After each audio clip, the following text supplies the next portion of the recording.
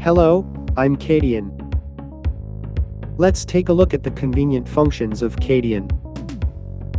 CADian is a CAD software compatible with AutoCAD, developed by the Korean company Korea. In CADian CAD, you can draw polygons with Fillet or Chamfer applied.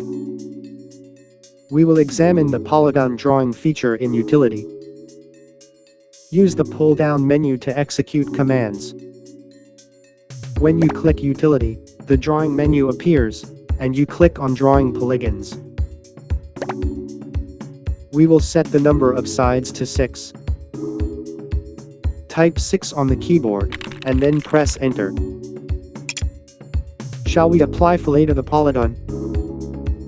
To apply Fillet, enter F on the keyboard, and then press Enter. We will set the polygon Fillet radius to 10. Type 10 on the keyboard, and then press Enter. Click with the mouse to specify the start point and inscribed radius. A hexagon with Fillet applied is drawn. We used CADian CAD's utility feature to draw a polygon. If you have any questions about CADian, please contact us on the website or via email. Thanks for watching.